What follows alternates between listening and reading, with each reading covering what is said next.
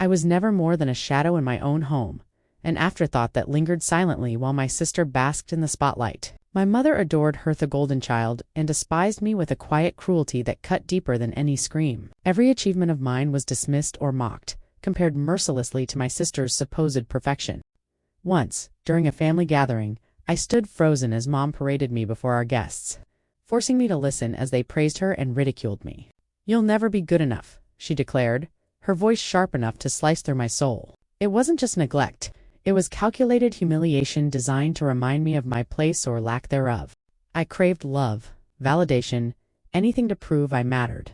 But each attempt was met with rejection, so cold it froze my heart over time. The house that should have sheltered me felt like a cage built by their disdain, where even breathing seemed intrusive. I tried so hard to prove my worth, to carve out a place where I could finally belong. But no matter what I did, it was never enough. I once went an entire week without eating, just to save up for a textbook that promised to help me excel in school. When I brought it home, Mom barely glanced at it before snatching it from my hands and tossing it into the trash. "It's useless," she sneered, as if my dreams were nothing more than garbage. That same year, when my sister got expelled for cheating on an exam, I was forced to take the blame. I had to kneel in front of her teacher, tears streaming down my face. While everyone stared my humiliation their entertainment, and still, I told myself it would be worth it. If I could just become perfect enough, maybe they'd see me. Maybe they'd love me. But perfection wasn't something you achieved in our house. It was reserved only for the golden child. No matter how high my grades were or how quiet I stayed, Mom continued to tell anyone who would listen that I was a burden and not worth keeping around. Her words stung worse than any slap because they weren't just insults, they were verdicts. Sentences handed down by the very person who should have been my safe haven. Even when I worked part-time jobs after school to contribute to household expenses, my efforts went unnoticed. Once, I saved up money to buy groceries, only for my mom to accuse me of stealing from her purse when she found cash in my room. My explanations fell on deaf ears, drowned out by accusations and ridicule. Every attempt to make myself indispensable ended in failure. Each sacrifice felt like pouring water into cracked soil that disappeared without leaving a trace. By the time I realized none of it mattered, the weight of my disappointments crushed me. All those nights spent studying until dawn, all those times I swallowed my pride and accepted their cruelty, none of it changed anything. They didn't care about my achievements or sacrifices. To them, I was invisible, disposable. And the worst part? I almost believed them. The night I left, the storm outside mirrored the chaos inside me. The argument had started like any other, my sister blaming me for her failures. My mom echoing her words without question. But this time, it was different. This time, they didn't just yell at me. They tore me apart piece by piece until there was nothing left to salvage. "We'd be better off without you," Mom spat out, her voice sharp enough to cut through steel. She didn't stop there. "You'll never amount to anything anyway," she added, as if sealing my fate with those cruel words. My chest tightened, each breath feeling heavier than the last. And then came my sister's voice, shrill and venomous, slicing through the tension like a knife. "Don't ever come back. We don't need you here." Before I could process what she said, something hit me hard in the back. It was my old backpack, thrown violently toward me before landing on the wet floor. I turned around just in time to see her face twisted with rage, her eyes burning holes into mine. No remorse. No hesitation. Just pure disdain. I didn't cry. I didn't scream. I couldn't. My body felt numb, disconnected from the weight of their words. Without another glance, I bent down, grabbed the soggy bag, and walked out the door. They didn't stop me. Not one of them moved to follow or even looked my way. Their silence was louder than any insult. They didn't care. Outside, the rain poured relentlessly, soaking through my thin clothes within seconds. Each drop felt like ice against my skin, but I barely noticed. The cold air clawed at my lungs as I stepped further away from the house that had never truly been a home. Lightning cracked across the sky, illuminating the empty streets, while thunder roared overhead, drowning out the sound of my own thoughts. Every step I took seemed to echo in the void between us, a distance far greater than physical space. My mind raced with fragments of memories, every insult, every accusation. Every moment I had tried so desperately to prove myself, only to be met with rejection. It all crashed over me like waves during a hurricane, threatening to pull me under. But beneath the pain, something else stirred, a flicker of defiance. For the first time, I realized they were wrong about me. Maybe I didn't know where I was going or how I would survive, but I knew one thing for certain. I refused to let them define me anymore. As I stood alone in the pouring rain, my soaked clothes clinging to my trembling frame, I allowed myself a single thought. This isn't the end. Despite the crushing loneliness pressing down on me, Despite the uncertainty stretching endlessly ahead, I clung to the tiniest sliver of hope. Somewhere out there beyond the storm was a future I could claim for myself, life free from their cruelty, their neglect, their lies. And though I couldn't yet see it clearly, I promised myself I would fight for it. With shaking hands, I adjusted the strap of my backpack and began walking again. The road ahead was dark and treacherous, but I welcomed it. Anything was better than staying behind. Anything was better than being invisible. The first night I slept in the park, the cold seeped into my bones like a relentless intruder. The ground was hard and unforgiving beneath me, and every rustle of leaves felt like a threat lurking in the shadows. I had nowhere else to go, no money for even the cheapest motel room, no one willing to take me in. My backpack served as both my pillow and my only possession, a grim reminder of how little I truly owned. Hunger gnawed at my stomach, but it wasn't just physical hunger that tormented me. It was the crushing weight of loneliness and despair. For hours, I lay there staring at the dark sky, wondering if this was all life had left for me.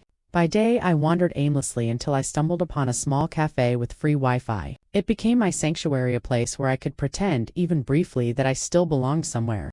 But after sitting too long with nothing more than a single cup of coffee, the manager approached me with thinly veiled irritation. "You'll have to leave," he said curtly, his tone leaving no room for negotiation. As I stepped back onto the streets, shame burned hotter than the midday sun. I felt invisible again, just as I had been in my own home. But this time, the world itself seemed determined to erase me entirely. One evening, as I walked back to the tiny shared apartment I eventually managed to rent, disaster nearly struck. A man followed me down an alleyway, his footsteps echoing menacingly behind mine. My heart pounded so loudly I thought it might burst out of my chest. I quickened my pace, clutching my bag tightly against me, but he kept closing the distance. Just as panic threatened to consume me, a stranger appeared from nowhere, shouting something unintelligible but forceful enough to scare the man off. Trembling, I thanked the stranger before fleeing to safety. That night, curled up on my mattress in the cramped apartment, I cried. Not just from fear, but from the sheer exhaustion of constantly fighting to survive. To make ends meet, I worked 16-hour days without rest. By morning, I tutored students who barely paid me enough to cover lunch. By night, I scrubbed dishes in a dingy restaurant kitchen, my hands raw and cracked from endless exposure to scalding water and harsh detergents. There were days when I collapsed onto the floor after work, too weak to move. Once, during a tutoring session, I fainted right in front of a student's parents. They stared at me, horrified, while I struggled to regain consciousness. Humiliation washed over me, but what choice did I have? Giving up meant returning to the life I'd escaped, a fate worse than death. But amidst the chaos, something inside me began to shift. Each rejection, each hardship, chipped away at the fragile shell of self-doubt I'd carried for years. Slowly, painfully, I started believing in myself, not because anyone else believed in me, but because I had no other option. I poured every ounce of energy into improving my skills, teaching myself new methods to help my students excel. Word spread slowly but steadily. Soon I had more clients than I could handle. Parents praised my dedication, students credited their successes to my guidance, and for the first time, I felt seen not as a shadow or a burden, but as someone valuable. I began dreaming bigger. What if I could reach beyond local tutoring? What if I could create something lasting, something scalable? Late at night, after grueling shifts at the restaurant, I studied digital marketing tutorials online, scribbling notes by dim lamplight. I invested every spare dollar into building a website, designing courses, and running ads.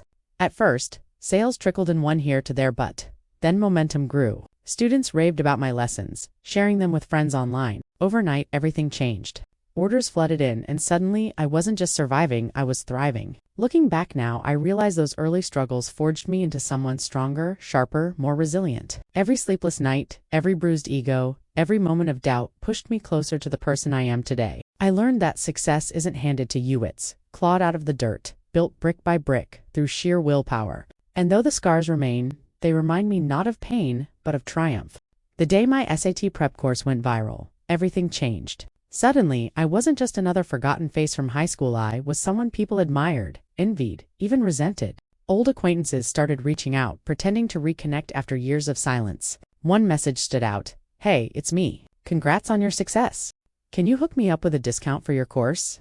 The audacity made my blood boil. These were the same people who had mocked me, called me worthless, and dismissed my dreams when I was at my lowest. Without hesitation, I typed back, "Sorry, but no." Their angry replies came flooding in, accusing me of being arrogant, ungrateful, heartless, but I didn't care. For once, I held all the power, and I wasn't about to hand it over to those who never believed in me. On my birthday, the first one I celebrated without guilt or loneliness, I bought myself a sleek, modern apartment in the heart of the city. It wasn't just a home, it was a declaration of independence, a trophy earned through years of relentless struggle. My family had never thrown me a party, not even acknowledged this day existed. But now, surrounded by friends who truly valued me, I felt alive. I placed a bouquet of sunflowers on the dining table, a gift to myself, and toasted to the woman I had become. I decided to share my journey online, posting an honest account of how I rose from nothing to build something extraordinary. The response was overwhelming. Millions viewed my story, praising my resilience and determination. But amidst the praise were venomous comments from old classmates and distant relatives accusing me of betrayal, calling me ungrateful for cutting ties with my family. Reading their words stung, but only briefly. They couldn't understand because they hadn't lived my pain. This life, though one filled with purpose, respect, and joy, was mine alone to define.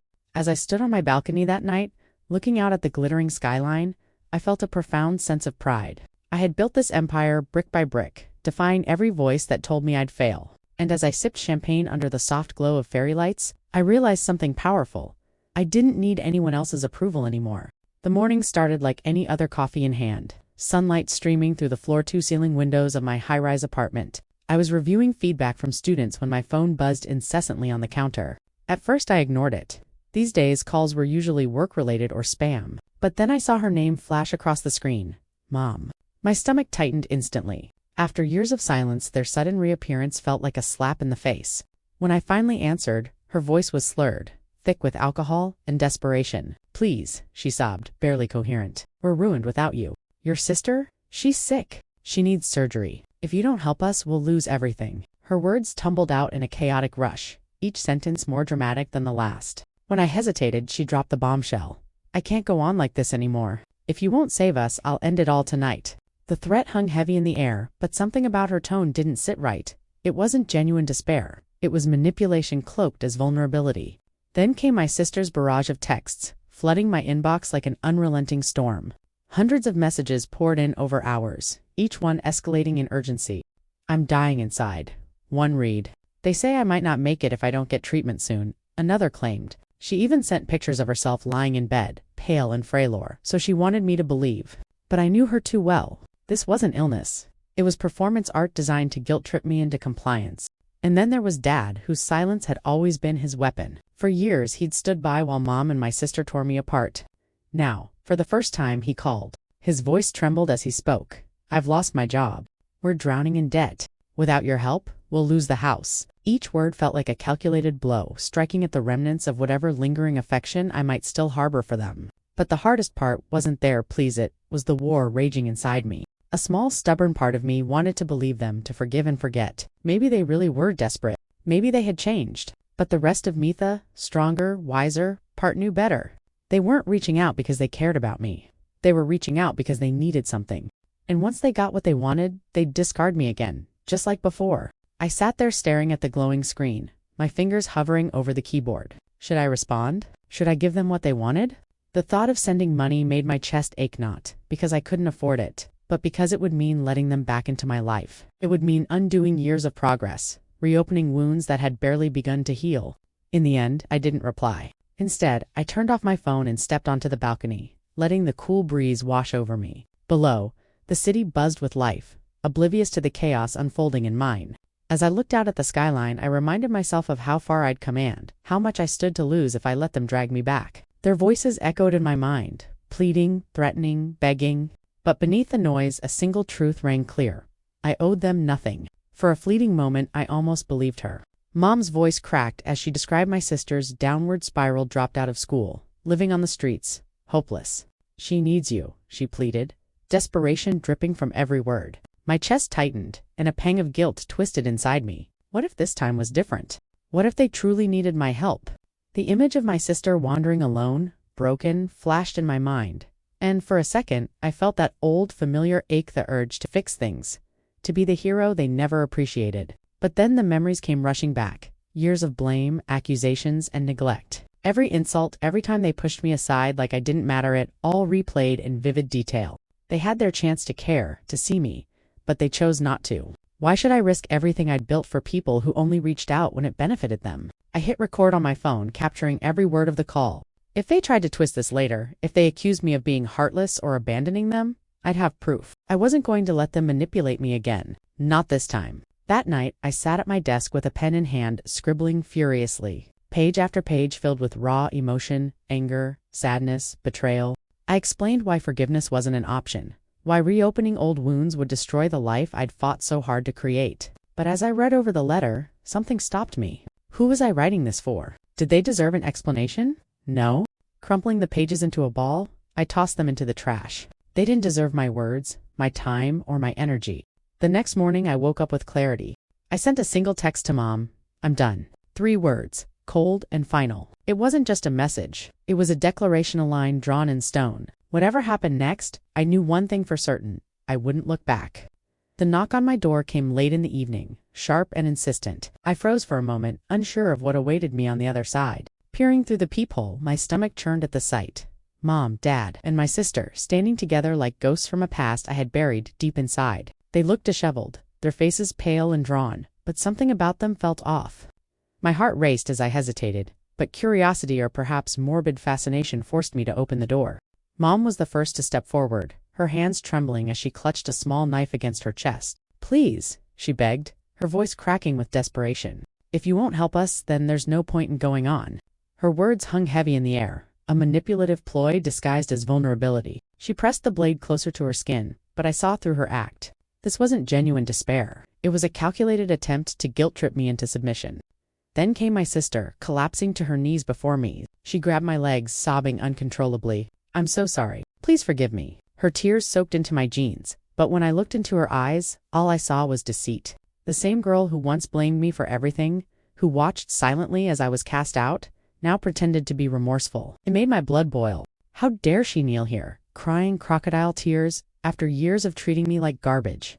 Dad stood behind them, his usually stoic demeanor replaced by an awkward shuffle. He cleared his throat and began speaking, his tone unconvincingly gentle. We've changed, sweetheart. We realize now how much we hurt you, but we're trying, really trying. His words might have sounded sincere if not for the expensive suit he wore, a glaring reminder that their financial troubles were likely exaggerated, if not entirely fabricated. Did they think I wouldn't notice? Or did they assume I'd be too blinded by pity to care? I stared at them, my anger simmering just beneath the surface. You didn't need me before, I said coldly, my voice cutting through the tension like a blade. Why now? You had years to fix this mess, years to reach out when it actually mattered. But instead, you ignored me, blamed me, and told me I ruined your lives. And now you show up here, expecting me to clean up after you? Mom stepped closer, her grip tightening around the knife. You don't understand. We're desperate. Without your help, we'll lose everything. Her voice rose hysterically, but I refused to flinch. No, I shot back, my tone icy. What you're losing is nothing compared to what I lost because of you. You threw me away like trash, and now you expect me to welcome you back with open arms? Do you honestly believe I'm that stupid? For a brief moment, silence fell between us, broken only by my sister's muffled sobs. Then Dad tried again, his voice pleading. We're family. Blood is thicker than water. Can't you find it in your heart to forgive us, family? I laughed bitterly, the word tasting sour on my tongue. You haven't been a family to me for years. All you ever cared about was yourselves. And now, when things get tough, you crawl back, thinking, I'll save you. Well, guess what? I'm done being your savior. With those final words, I slammed the door shut, the sound echoing through the hallway. I leaned against it, breathing heavily, as their voices filtered faintly through the wood, pleading, crying, begging. But I didn't budge. Not this time. Not ever again. After slamming the door shut, I turned up the music loud enough to drown out their cries from the other side. Their voices, once so commanding in my life, now sounded distant and powerless. For years they had controlled me with guilt and manipulation, but not anymore. I called building security, my voice calm but firm. There are people outside my door refusing to leave. Please escort them out. As I hung up, a strange sense of satisfaction washed over me. They thought they could barge into my life again, but this time I held all the cards. I walked over to the couch, poured myself a glass of wine, and sank into the soft cushions. The weight that had crushed my chest for so long was finally gone, replaced by an unfamiliar lightness. I took a sip, letting the cool liquid slide down my throat, and laughed softly, not out of bitterness, but liberation. This was freedom. For the first time in my life, I wasn't living for anyone else. I wasn't trying to prove myself or earn someone's love. I was living for Mayond, only me. That night, I posted a single line on social media. Happiness isn't something you receive from others. It's something you take for yourself. It wasn't just a caption. It was a declaration of truth I had fought tooth and nail to understand. My family had spent years making me believe I was worthless unless I served their needs.